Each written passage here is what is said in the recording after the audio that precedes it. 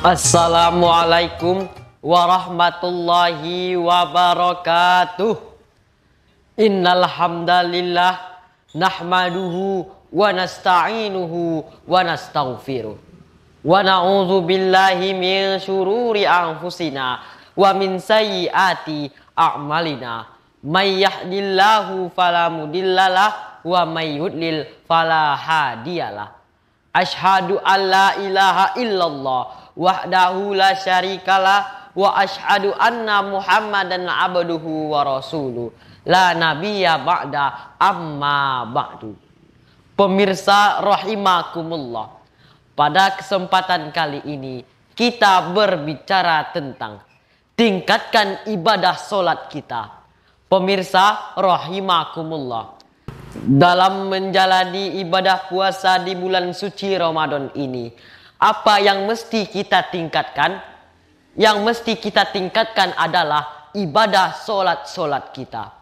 Pemirsa rahimakumullah, apa itu solat? Solat berasal dari bahasa Arab yang memiliki arti ibadah atau doa. Sedangkan menurut istilah, solat bermakna serangkaian ibadah khusus atau tertentu yang dimulai dari takbiratul ihram dan diakhiri dengan salam. Dalam hadis yang diriwayatkan oleh Bukhari Muslim, as-solatu imaduddin, faman aqomaha faqad aqomaddin, wa man tarokaha faqad hadamaddin.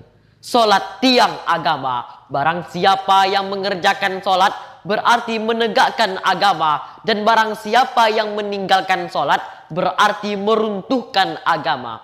Pemirsa rahimakumullah, solat merupakan kewajiban dan kebutuhan kita akan Allah Subhanahu wa ta'ala. Solat itu untuk didirikan, bukan sekedar mengerjakan. Kalau sekedar mengerjakan saja, ya selesai pekerjaan, selesai. Habis solat, maksiat lagi. Habis solat, sombongnya jalan terus. Habis solat, pelitnya nggak pernah hilang. Beda dengan mendirikan solat. Ketika takbir, posisi berdiri. Arahkan pandangan ke tempat sujud. Ini maksudnya apa? Kalau kau di atas, ingat sama yang di bawah. Kau sudah kaya, ingat sama yang miskin. Kau berkuasa, lindungi rakyat jelata. Kau sudah jadi orang alim, bimbing yang awam. Solat berdiri, arahkan pandangan ke tempat sujud. Ini mendirikan, bukan sekedar mengerjakan. Solat itu pertanda kita bersandar kepada Allah. Ini yang penting, punya sandaran kepada Allah saja. Kalau kita bersandar ke tiang, tiangnya roboh, runtuh, kita jatuh. Bersandar kepada orang kaya, dia jatuh miskin, kita selesai. Bersandar kepada jenderal, dia pensiun, kita tamat. Alladzina yuqimunas shalah, orang yang betul-betul melaksanakan solat hanya punya sandaran kepada Allah saja. Kalau hidup sudah mulai kita gantungkan kepada manusia, bersiaplah untuk kecewa. Berharap tentu bergantung hanya kepada Allah Subhanahu wa ta'ala. Jadi solat itu bukan sekedar kewajiban, tapi juga sebagai kebutuhan agar membekas di dalam hati.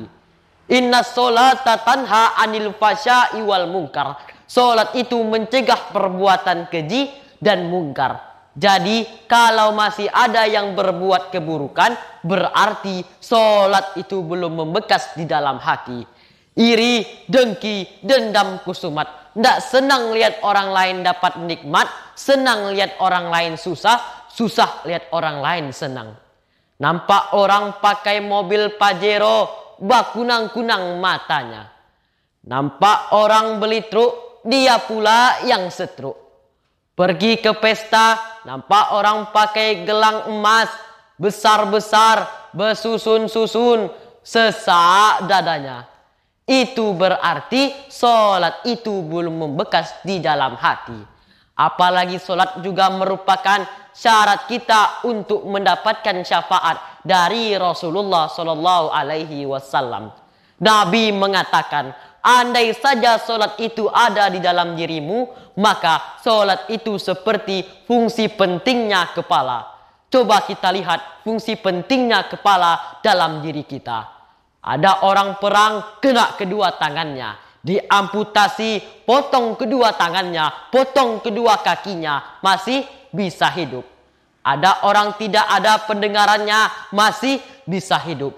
Tidak ada kedua matanya, buta, masih bisa hidup. Tapi pernahkah kita melihat orang di hadapan kita tidak ada kepalanya? Itulah orang Islam yang tidak sholat. Ibaratkan manusia tidak berkepala. Bagaimana Rasulullah mau kasih kita syafaat, sholat saja kita anggap remeh. Oleh sebab itu, mari kita tingkatkan sholat kita.